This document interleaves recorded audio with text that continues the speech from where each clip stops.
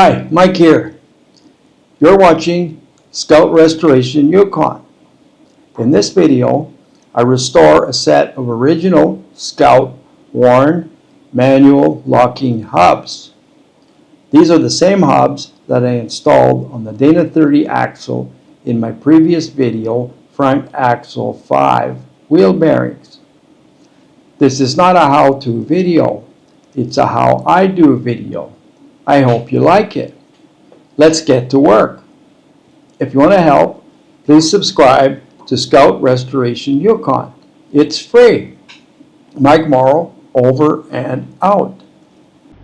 These are the selectro hubs that were on the Scout when I got it. They're not the original hubs, and they're damaged. The line setting ticket says worn manual hubs. I have removed a set of manual locking hubs from another Scout, the same vintage. So I want to take them apart and see if they're going to work. Let's get to work. These manual locking hubs were manufactured by Warren for International Harvester. The hub body and clutch body are aluminum. The control dial is brass, and the axle shaft hub is steel.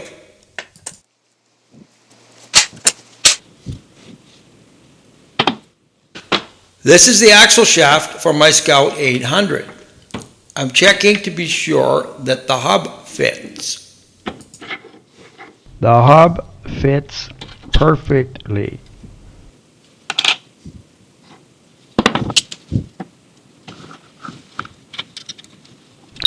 I'm removing the hub from the base.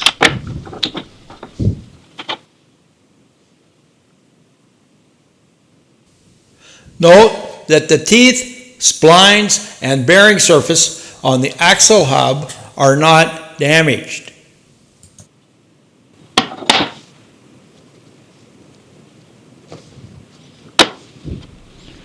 I have a full house of needle bearings.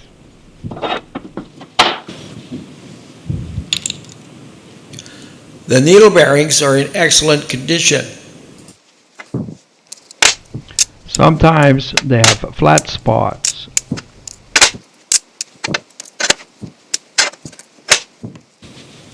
The bearing race is also in very good condition.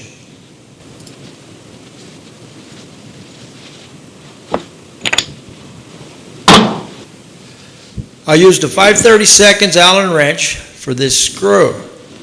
A little impact helps.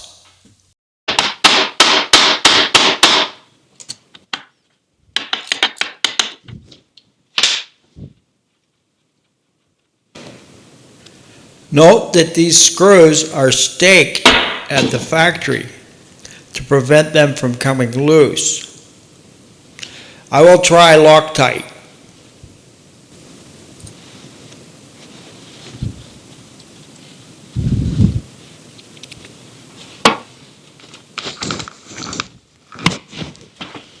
Seized.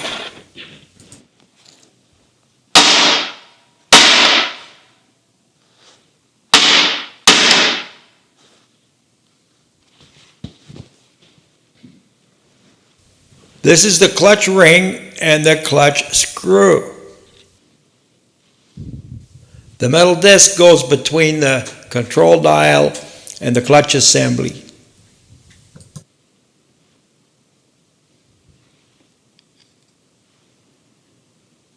These dowel pins act as guides, allowing the clutch ring to move in and out while preventing it from turning. The dowel pins are in excellent condition.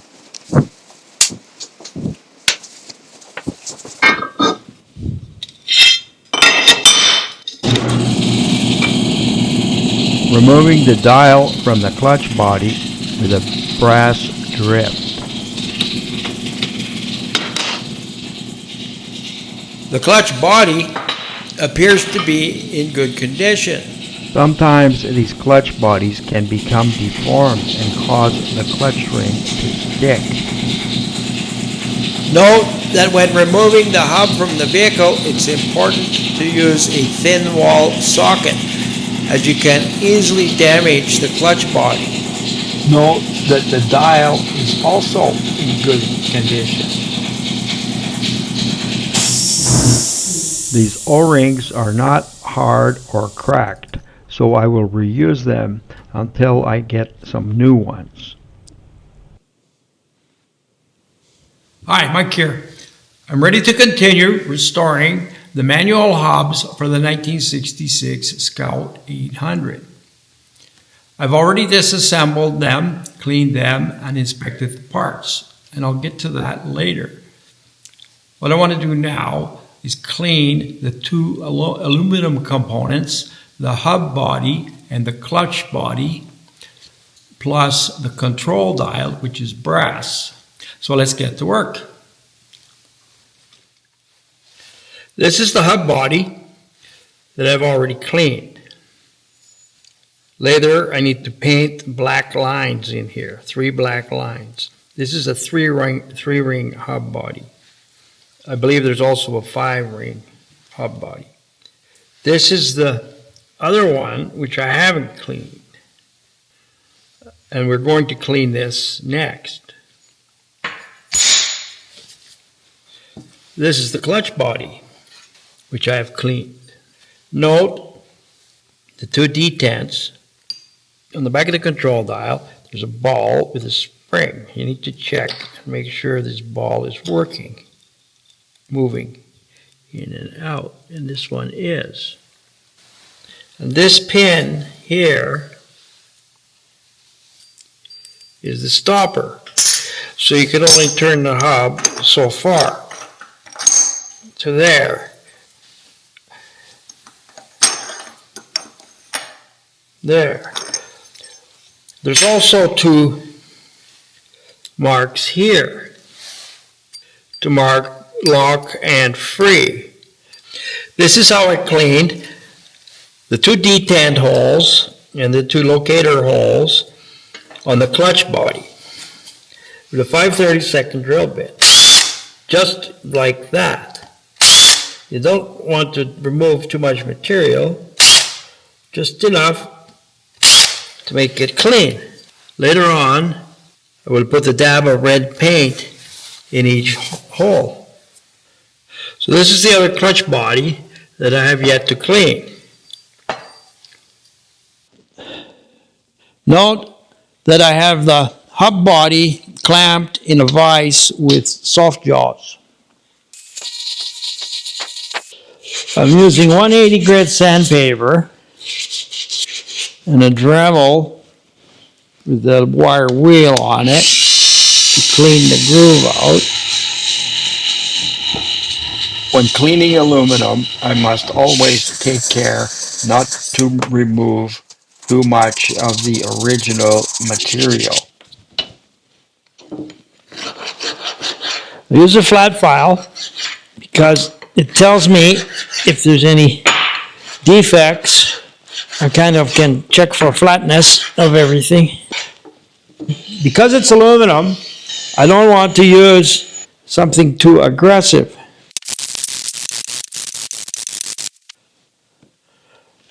Inside the bearing race, where the needle bearings live, polish that up a bit.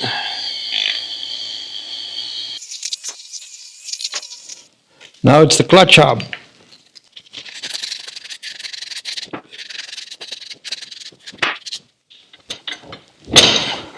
I'm very carefully using a flapper wheel on the clutch hub because it has some nasty nicks in it.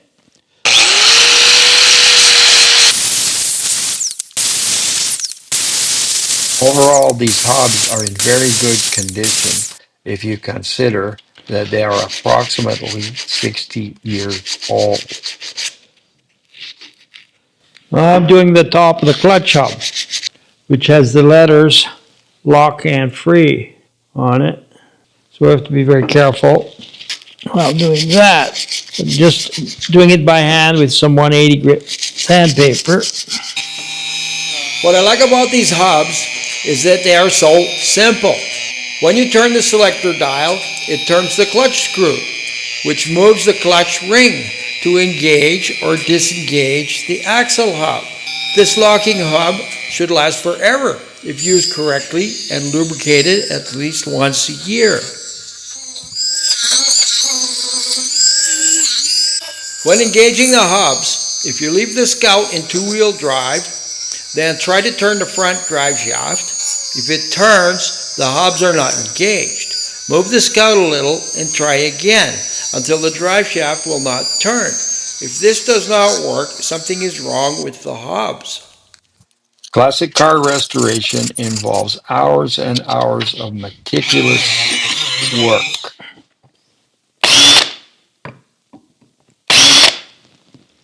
Using steel wool on this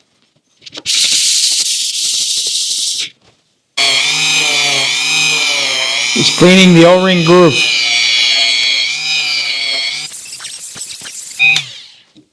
Of course, when the hubs don't work properly, don't get serviced and cleaned, so on and so forth, people resort to using pliers to turn them.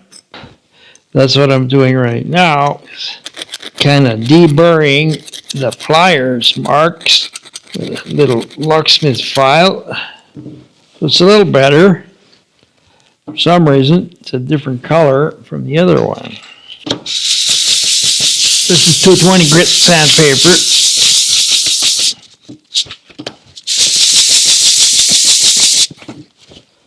We'll try some Never Dull.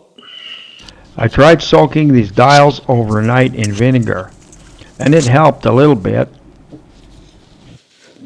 Before painting, I'm just giving these a good alcohol wipe.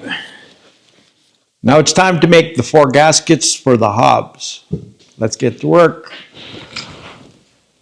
I've cleaned the hub body and the clutch body, and I've painted the 3 rings black. And the only thing I painted on the clutch body was the 2 dots, the 2 red dots. So now I need to make 4 gaskets like this. It's easy to purchase these gaskets, but I live in a very remote area and I've just gotten used to making things for myself. This is the axle hub, this is the hub body, these are the needle bearings that go into this bearing cage here. So I put some synthetic wheel bearing grease in here, and one by one I will install the bearings. Scout 80s and 800s had manual locking hubs. Later on, the Scout 2 had optional automatic locking hubs. Put a thin film of grease on the hub. Insert the hub into the bearing. There we are. We're ready to put the snap ring. I'm checking to make sure that the gear is turning freely in the bearing. That's one done. This square O-ring must have been replaced because it's in quite good condition. I'm checking and lubricating the detent ball and spring. A little bit of oil goes a long way. This ball and spring are not serviceable. Here we see the 2 detent holes and the stop pin. If the detent ball was not functioning, the dial could creep out of position. If everything is working correctly, when selecting lock and free, there would be an audible click. The selector dial is working very well. I will now install the selector dial O-ring. This O-ring is in very good condition. Everything gets lightly lubricated with synthetic grease. Preparing to install the clutch assembly. I have the selector in the free position to install the clutch assembly. When the selector disc turns the clutch screw, the clutch ring moves along the dowel pins to engage or disengage the hub. Note, the clutch screw should be flush with the back of the clutch ring. I put the metal disc on the dowel on the back of the clutch screw. This dowel then goes into the big hole on the selector disc. Screw must be clean and dry. Instead of staking this screw, I'm trying medium Loctite.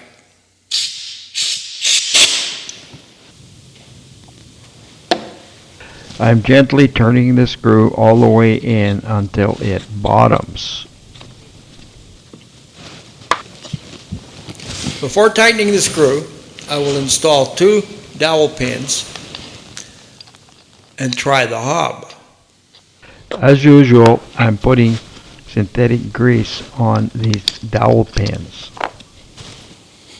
The hub is turning freely as it should. I'm tightening the screw to approximately 10 foot-pounds.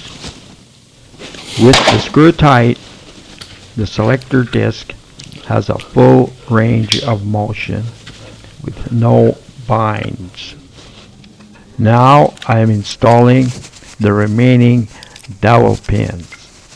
I am ready to put the clutch body onto the hub base with axle gear. Testing. Locked. Unlocked.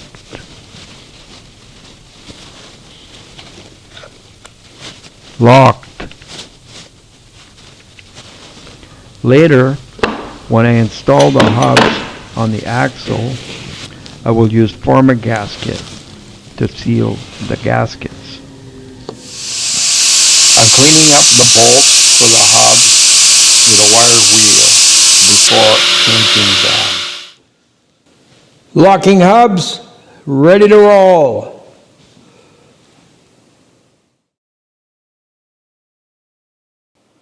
In conclusion, I was lucky to find a set of original hubs for my Scout.